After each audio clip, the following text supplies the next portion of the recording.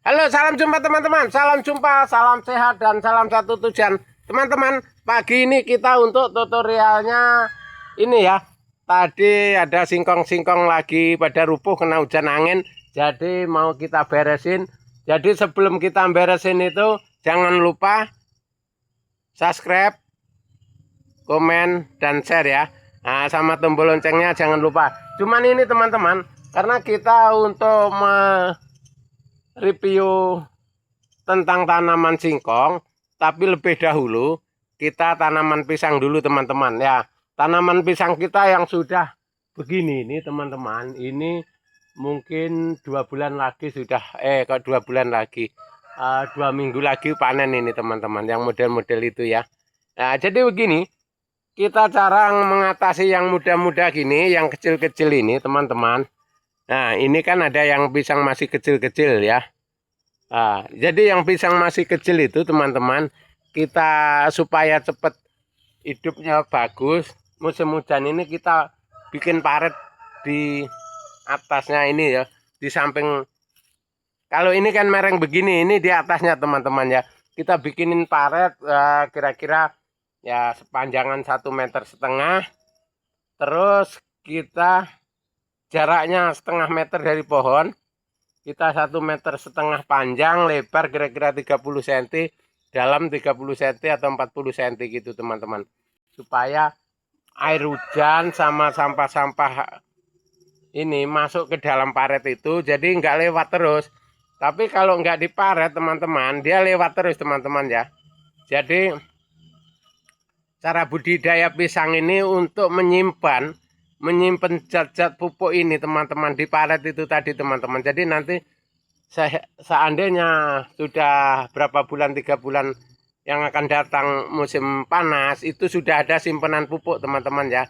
Jadi harus diketahui itu nanam apa aja ya teman-teman, khususnya yang tanaman tahun kayak pisang, kayak rambutan, kayak mangga, kayak duren, itu harus dilubang atasnya teman-teman ya. Atasnya dilubang supaya nyimpen kotoran sama nyimpen air ini ya. Kalau nggak begitu kita ketinggalan teman-teman. Ketinggalannya apa? Begitu musim hujan lebat ini larut terus airnya. Nah, setelah airnya larut inilah teman-teman yang kita rugi itu teman-teman. Pupuk yang tadinya kita simpan, kita pupukkan itu di bawah hanyut air. Nah itu teman-teman ya.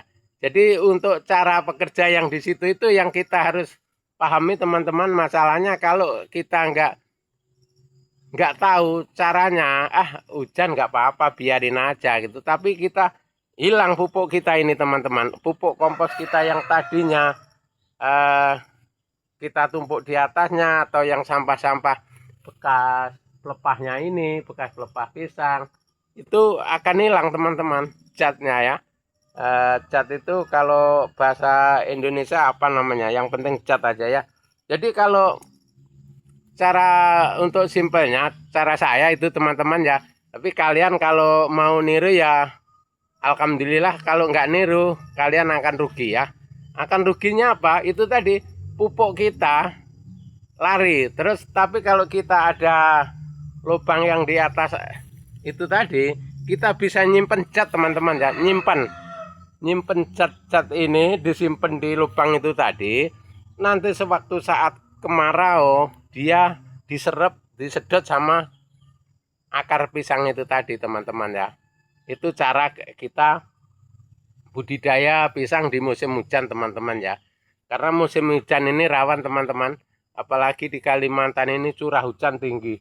Sekali hujan kayak kemarin itu sampai 4 jam hujan. Nah, bayangkan 4 jam ini kalau kita pupuk kita di kebun ini, yang kebunnya miring kayak punya aku ini habis teman-teman ya, habis. Nggak sisa sama sekali itu kalau kebunnya yang miring. Jadi karena kita persiapkan, sebagian sudah tak cangkol ya, tak cangkol-cangkol gitu untuk bikin paretnya itu. Simpel aja teman-teman, paretnya panjang 1,5 meter, lebarnya 30 cm atau 40 cm, dalamnya sama 40 cm atau 30 cm. Itu aja untuk naruh ini loh teman-teman, untuk sampah-sampah Nah, sampah-sampah begini ini, yang sampah-sampah begini ini dia bisa masuk teman-teman ya, bisa masuk ke, nah model sampah-sampah yang sudah hancur gini, kita bisa masuk ke paret atau bila perlu kita garui ke paret. Nah itu teman-teman, supaya pisang kita bagus, terus kebun kita bersih gitu ya teman-teman ya. Jadi kalau kita nggak ada lubangnya teman-teman, ini di bawah larut air ya, di bawah larut air.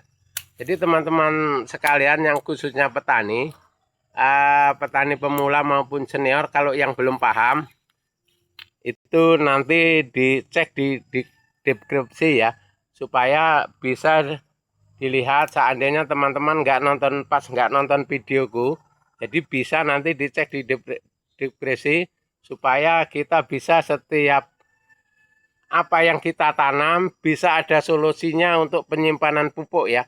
Penyimpanan pupuk di dalam tanah, artinya itu tadi ya, penyimpanan pupuk di dalam tanah itu musim hujan ya, itu satu-satunya jalan hanya bikin lubang teman-teman ya. Setiap pohon itu berapa pohon atasnya di lubang nih itu ya. Itu caranya teman-teman. Kalau sistem tanaman sayuran kan ada gulutannya teman-teman, ada bedengannya. Dia nggak mungkin airnya itu langsung lari-lari gitu ya. Kalau pisang ini, pisang dan tanaman lain-lain yang khususnya jarang, tanamannya jangkanya jaraknya panjang, berarti kan dia tetap larut. Jadi maka itu dari teman-teman ya, kalau yang minat tani silahkan monggo. Cara ini kalau bisa pakai dipakai, kalau nggak bisa ya itu terserah kalian teman-teman. Tapi kalau teman-teman mau cepat berhasil dan mengurangi pupuk kimia, usahakanlah yang caraku ini ya. Caraku ini simpel loh teman-teman. Dalam satu hari teman-teman, misalkan kita paling tenaganya capek, ya minimal kita dapat 10 lubang aja. Nah 10 lubang satu hari. Kalau kita misalkan sampai 10 hari, berarti kan udah 100 lubang teman-teman. Kalau pisang kita nanam 200, itu 20 hari selesai teman-teman ya. Nah 20 hari itu selesai. Kok 20 hari teman-teman, ke banyakan ya. Satu hari dapat 10 ya. Oh iya, 200 pohon itu cukup 20 hari teman-teman ya. Itu kita nggak usah cari yang banyak lah ya, sedikit-sedikit, tapi kita tetap nyangkul setiap hari, bikin paretnya itu teman-teman. Kalau itu tadi 200 lubang, kita per hari itu bisa 10 lubang, itu berarti kita cukup 20 hari itu selesai dalam 200 lubang, 200 pohon teman-teman ya. Itu makanya teman-teman untuk petani jangan males-males, jangan ragu-ragu, karena pertanian ini yang mendukung kita untuk masa tua kita teman-teman ya. Karena pertanian ini tidak bisa disangka-sangka, walaupun dianggap remeh, tapi itu hasilnya menjanjikan teman-teman. Itu ya, apalagi yang tanaman tahun termasuk pisang, kopi, cengkeh, sawit, karet ini teman-teman. Itu biar kelihatannya lambat, tapi hasilnya pasti teman-teman ya. Itu pokoknya jenis-jenis tanaman tahun itu teman-teman, itu menjanjikan hasilnya ya. Jangan dianggap itu remeh, walaupun badan kotor, semua kotor, tapi hasilnya teman-teman. Nah itu ya. Kalau tani lainnya tanaman tahun itu teman-teman, memang hasil, cuman kita setiap hari harus standby di situ ya. Setiap hari harus kita sembah supaya kita tetap berhasil. Dan setiap hari kita mengecek tanaman kita supaya hasilnya bagus. Bagaimana caranya kan begitu teman-teman ya. Kalau pisang, sawit, karet, dan buah-buahan lainnya teman-teman, itu sederhana aja merawatnya, tapi hasilnya cuma setahun sekali teman-teman ya. Itu aja bedanya di situ. Kalau buah-buahan, kalau karet setiap hari bisa disembah. Kalau pisang kayak ini setiap 2 minggu bisa panen, 2 minggu bisa panen gitu ya. Oke teman-teman, terima kasih teman-teman, semoga bermanfaat.